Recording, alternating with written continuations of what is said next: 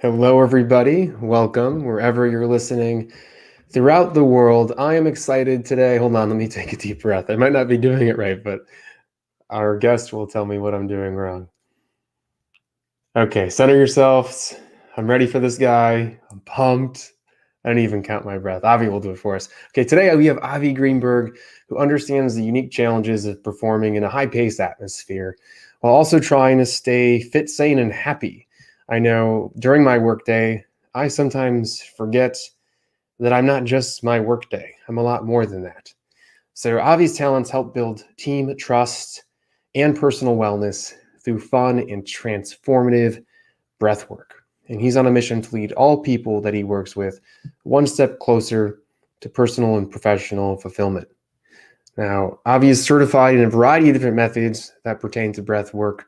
The only one that I know is the Wim Hof Method. So I'm sure that he'll introduce more to our audience and to myself and explain how he has got onto the journey that he is today. So Avi, welcome to this stage. Thanks, Ben. It's a pleasure to be here. How pleasurable is it on a scale of like 1 to 10? How happy are you right now? I think talking to someone like you who's probably had a similar path to me. I read your bio on your website and just the variety of different careers. I think you get where I come from in a lot of ways. And we had a quick conversation. We have a mutual friend and client. And to me, it's helpful to talk to other people that are carving their own paths in life and they're not necessarily following the masses. I think what resonated in our initial conversation was the fact that we'd both kind of stepped away from a corporate structured experience to kind of go into uncertainty and unknown with our careers and our livelihood. So to me, that's exciting. Anytime I get a chance to talk about it and maybe speak to someone right now that's at a job that they're in a rut, they're not really finding any pleasure, passion, or inspiration from their day-to-day routine. That's to me, it's like, what's the point of living? If you're living at a mediocre scale and it's subpar all the time, then that's not really life. So I'm excited to talk about that. And I'm excited to, continue to evolve the conversation we started a few weeks ago. Okay, so listeners, this is going to kind of be a selfish conversation because I just vibe with Avi really well. Yeah. I just want to know everything about him. Okay, so you're carving your own path. And from what I know, you're using like ice mountain picks or something. No, so Yeah. where did this path come from? Walk me through the journey. Yeah, it started in a low place, in a place of feeling lethargic, tired, going through the motions. Oddly enough, working for a medical practice, an anti-aging medical practice, where you'd think living in Miami on the beach, working at a place that's supposed to keep people happy, young, and vibrant, that I'd be feeling great. But it was actually the opposite. I found myself in a rut. I had taken a period of time to sort of reassess where I was at and what I wanted to do. And I knew nothing about breath work other than meditation, just probably standard to most people. Like breathing is common. We all do it. It's just part of our daily life. Nothing much else to it. Besides when I work out, I find I'm breathing heavier. So I decided to change everything. I changed my diet. I changed my sleeping schedule. I started getting up earlier in the morning, forcing myself out of bed, and I prescribed myself a dose of Wim Hof Method, where I'd wake up in the morning and I would do his breathing, not knowing nose or mouth, chest, belly, didn't care, just wanted to go really deep and go fast, hard breathing. And all of a sudden things started to change. From there, that was kind of like the tip of the spear. And then I got into cold exposure and hot exposure, sauna work, and started doing that every day. And within probably 3 weeks, I started to feel much better and the diet started to kick in. So I know a lot of people that are interested in this stuff. We got ice baths at the local gym. Sure. We have breathing lessons on YouTube if I want. But what was the push to say, okay, this is going to be my career instead of a hobby or habit or interest and things like that?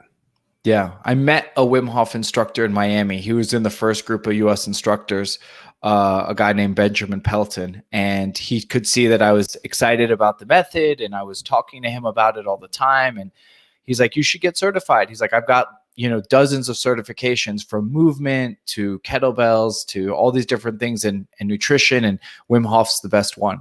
And I put my name on their waiting list because it already filled up for the second class of US instructors, and kind of forgot about it. I moved from Miami to New York and went back to the rat race in terms of a corporate sort of structured startup job. I was in sales for a tech startup called Bevy, and basically, head first into a new career, and had a quota basically a month or two into it that seemed unachievable. And I had to go back to my breathing and my cold method to kind of get myself back in line. And then I got accepted for the academy for the Wim Hof Method certification. And then I started teaching the workshops after I got certified. I just do one a weekend, one a month, and slowly started to find a lot of passion and joy in teaching it to others. Not even for money, just for the fun of it. I'd host a workshop and 8 people would sign up. I'd invite another 10 people to come for free just because, I was making, a really good salary and commissions at my tech job, and thought, why not have more people learn about this? So, oddly enough, I decided on a mountain in Mexico, climbing it in the middle of the night, that I was going to go back to New York after coming back from Mexico City, and let my VP of sales know that I wasn't going to continue on at this tech startup. What was the timeline like? And I'm not going to skip over this mountain in Mexico, by the way, because you're like, I instantly transported to this mountain in Mexico. And what was the timeline from, I'm working at this anti-aging place, which I can't believe is in business, because don't we have filters nowadays? Why do people need anti-aging? We can just fix our face. Yeah, totally. But to when you're on this mountain in Mexico. Yeah. So there was a trip in between there to Peru, to the Amazon jungle, where I sat with ayahuasca, if you want to call it that. I had 5 ceremonies. That was the preparation of getting ready to go to the jungle. They told me I needed a breath practice, and I needed to get control of my cravings and all the things that was kind of keeping me lethargic and tired. So Wim Hof Method was the bridge to get me in shape and mentally prepared. And I always kind of compare it to training for a marathon. Everyone's like, oh, I'm going to train for 2022 Chicago Marathon in November, and it's January now, so I have 10 months. It was kind of like that. Like, I'm training and getting myself prepared to go to Peru, to go to the jungle, not knowing what I'm getting myself into, but no, I need to hit reset. And that opened me up in a lot of ways. I met an Oscar-winning film director there, and he told me, hey, you could get into acting. He knew I was interested in it, and I started like studying that, and I was open to trying a lot of things. And this method changed my life. It changed the trajectory of my life. And the passion for doing it became the passion for teaching it and sharing it. And going to New York and kind of falling back into my old pitfalls of stress, binge eating, not sleeping well at night, not exercising, it forced me to go back to what worked to get me ready for Peru, which was breathing every day, cold exposure. I didn't have a cold plunge or ice bath in my small Brooklyn apartment, so I go out for cold runs. I live by Prospect Park. Winter that year was pretty significant winter for New York standards, and I would get up, I'd do 4 or 5 rounds of breathing. I'd leave my comfy, heated apartment, and I'd wear a t-shirt and shorts and a beanie and gloves. And within 1 mile, I'd take off the t-shirt and I'd go shirtless through Prospect Park. It's about a 3.5 mile run. Oftentimes, someone would say, are you okay? Is everything fine? The police would try to stop me. What's this guy on? And all of a sudden that adrenaline's kicking. You get this boost of norepinephrine and your body's just like buzzing. And I went from when I first moved to that house, that apartment, I couldn't even get around the park once. I'd have to stop halfway through and I'd have to walk all the way around, and I get home. That was in the summertime. By the winter, I was running it fast, faster than I'd ran in a long time. And that was also to prep myself to go get certified, because I was going to go to get certified with all these other potential US instructors. You've got Brazilian Jiu-Jitsu black belts. You've got former Navy SEALs. You've got yoga instructors that have studied for 20 plus years. You had doctors. You had, a full range of the spectrum of human performance and just unique individuals. So I knew I had to kind of step up my game. There wasn't a lot of 9-to-5ers there that worked for a tech startup that were hitting quota every month. Yeah, So so I'm still wondering, what is the timeline of this transformation from I need to change my life to I'm now certified in the Wim Hof Method and I'm hosting workshops? 2 years, I would say 2 years. I started in November around that time of 2019, and I was That's probably powerful. Like yeah. right there. Because like everything you've talked about is I tasted it. I was curating my environment. I was trying new things. I was open to new experiences because I felt like something needed to change. I surrounded myself with people that were doing interesting things, and I pushed myself past the limits that I hadn't ever thought possible. Like that is such, it's like, I just feel like it's thematic. It's like, it's a movie. I think people can learn from that, but it didn't happen in a week. No. Yeah. I can imagine, were there times during those 2 years where you thought that breathwork wasn't the option? So how did you keep yourself on track? What was telling you that you were on the right path?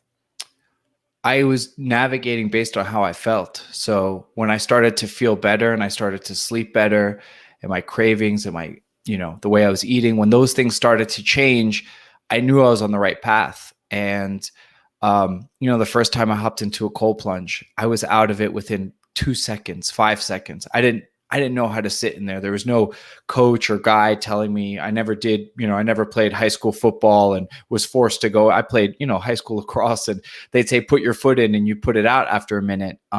So it took time to figure out that the linchpin to everything was how I was breathing.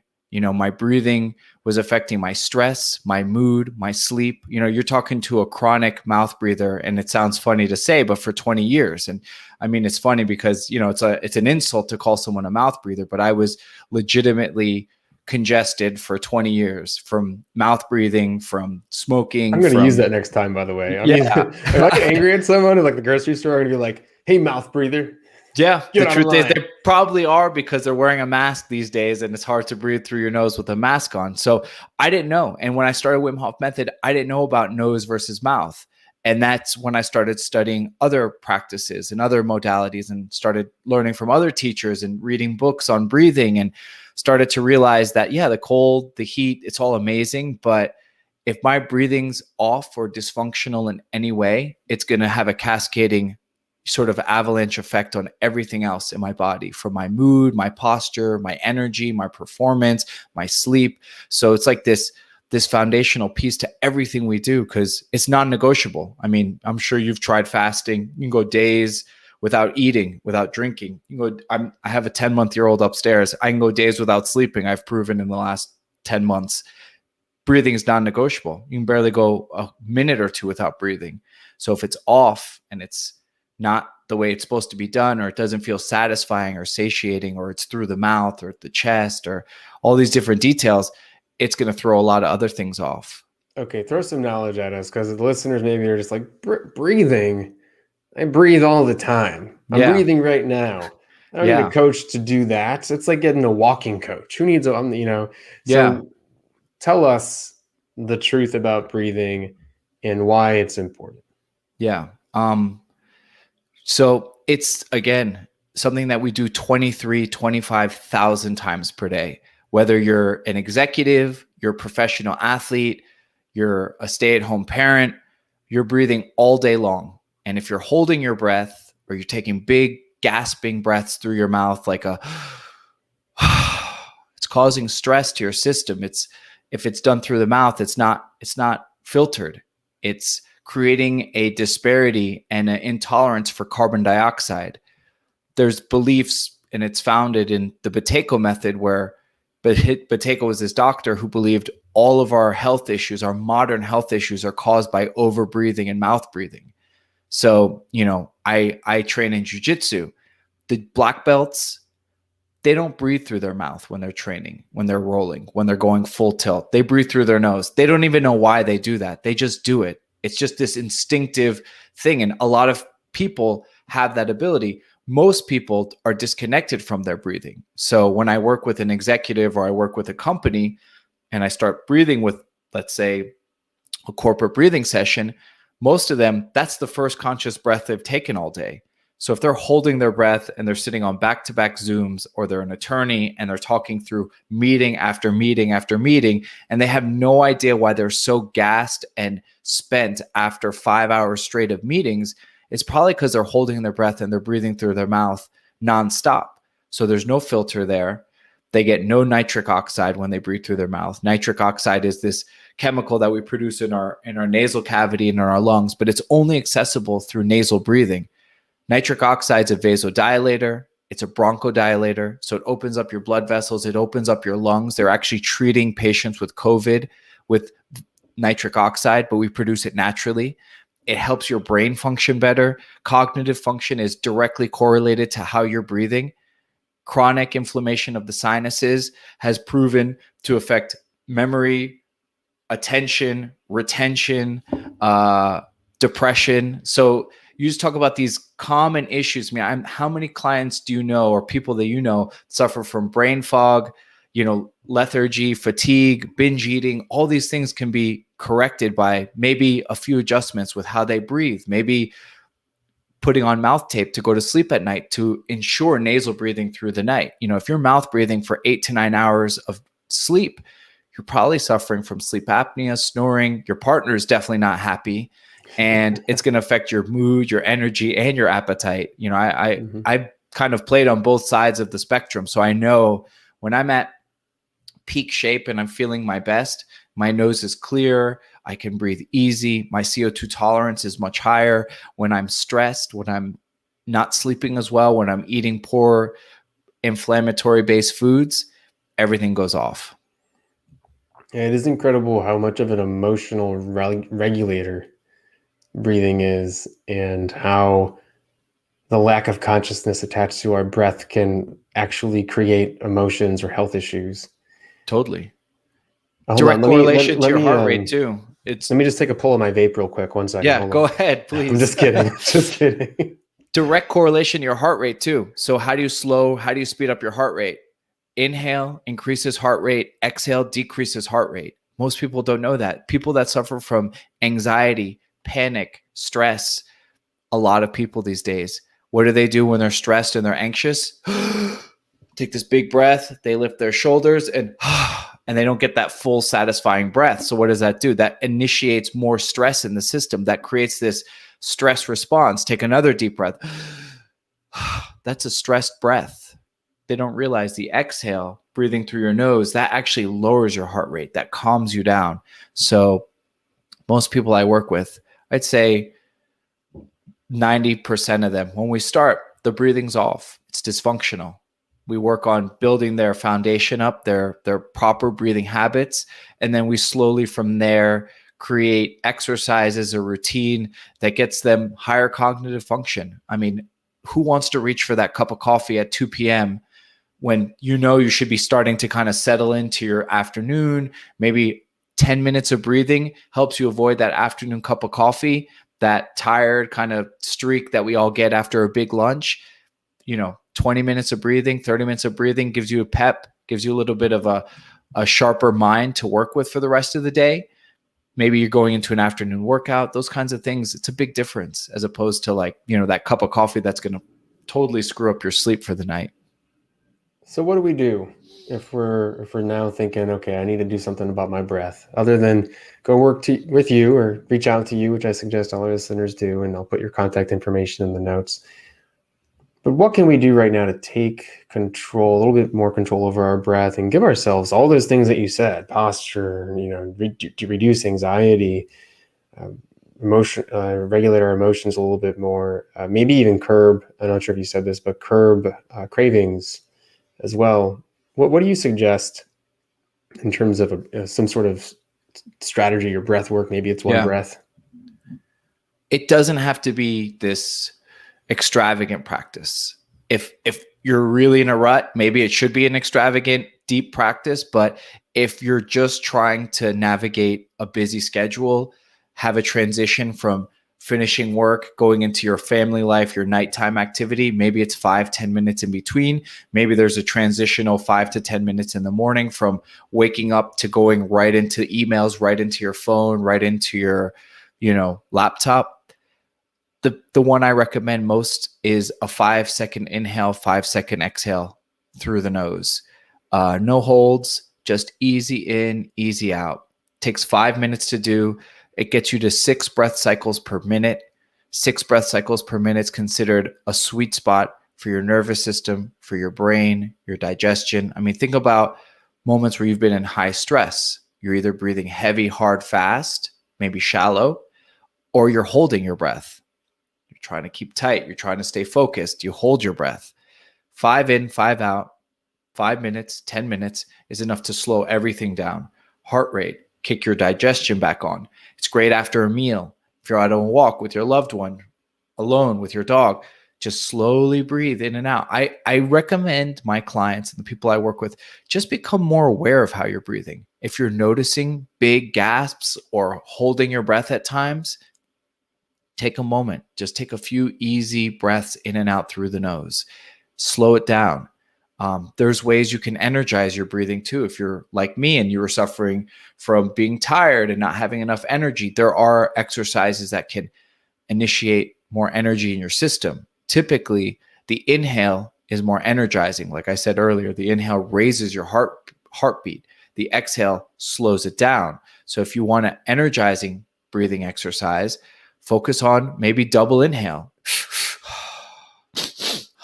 Something like that. You bring up your inhale, you exhale calmly, you relax it. Just play around with it.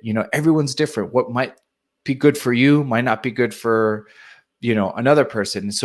And also it changes per day. Some days you might wake up, you might be feeling really excited, really energetic. You're ready to kick butt for the day. That's great. So maybe there's a positive enforcing breath practice that you can utilize to get into that mode. Maybe there's a day where you're feeling a little bit down, a little bit more out of it.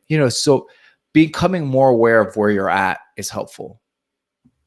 What's the difference between the nose and the mouth? Because I know certain practices want you to use your mouth and certain practices want you to use your nose, and they vary depending on inhale and exhale. Yeah.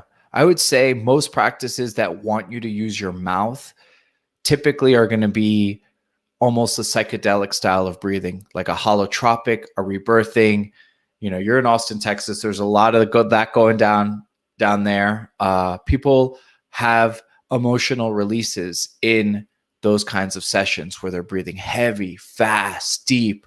They're trying to release. We carry a lot of trauma, PTSD, issues from our past, and we just hold on to them like, we don't realize that, maybe that gut issue or that lower back issue we've been suffering from a long time is an emotional issue.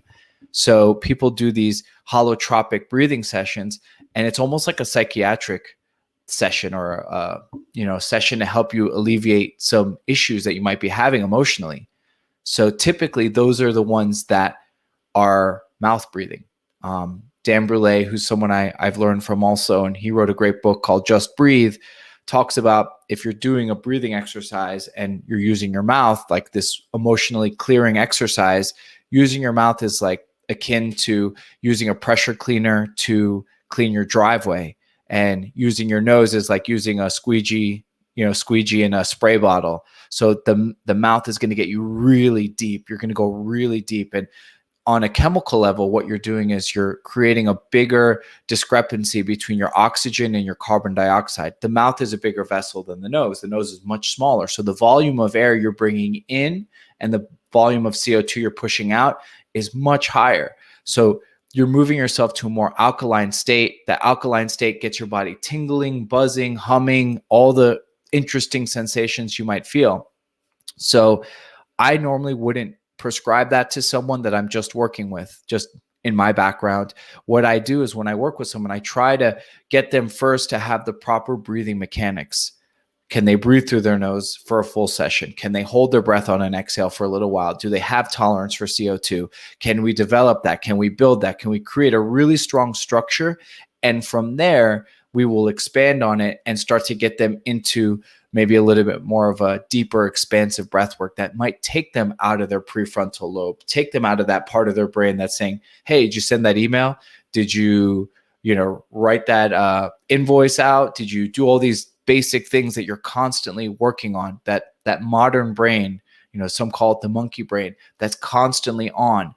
A lot of the people I work with, they need that shutdown. They need a space in between there and being asleep that's calm, easy, restorative, and restful. So I try to build us to those states. That's the ultimate goal in a lot of ways. Also building proper breathing dynamics, which is nasal breathing. You want to breathe through your nose 99% of the time. I'd say the 1% of the time you want to breathe through your mouth is at the highest peak of your performance. If you're a marathon runner, it's that last leg of the marathon. If you're a cyclist, it's that climb. Maybe you start to exhale through the mouth.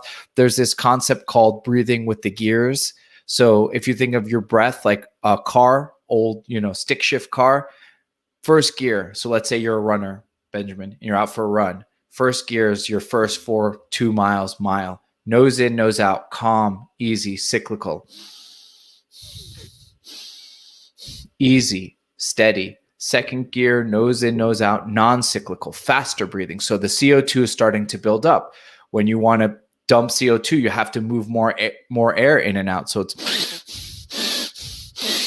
third gear, nose in, mouth out, which is pretty common for performance. People will typically say, well, I always thought I'm supposed to inhale through my nose and exhale through my mouth. And to a certain extent, yeah, but I could tell you, if you're someone that can work out for an hour and breathe exclusively through your nose, you're more aerobically efficient than the guy or the woman that's breathing in and out through the mouth or in through the nose, out through the mouth. You want to be tolerant of CO2. It's not the enemy. So third gear,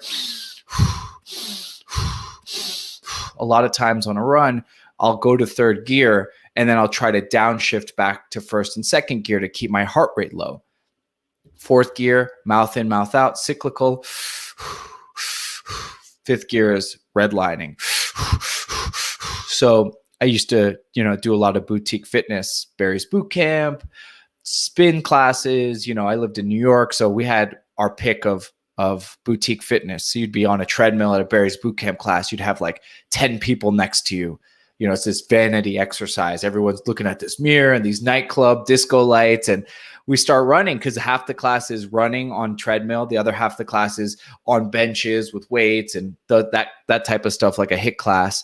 You start the running and everybody would be like, and they just be like, they're at fifth gear. There's no other gears for them to go. That is literally their red line. But we just started the class. And I don't know if it's like a thing where they want to look hard and fast and strong, but that's it. So for me, it's in the contract. When you sign up as a member, you actually have to grunt, shirt off, and breathe. Totally. And so they're all in fifth gear right when we start the class, like, and then, we have to go back to the weights, then we got to go back to the treadmill. And by the time, it's just like, if they knew how to be more efficient with their breathing, they could do the class longer. They could stay in that state much longer. That fifth gear that's it. There's maybe they could take a double inhale and an exhale, but there's really not much beyond that. There's no filter when you breathe through your mouth. So there's no health benefits to breathing through your mouth. The only reason I would say to breathe through your mouth, to go back to your original question,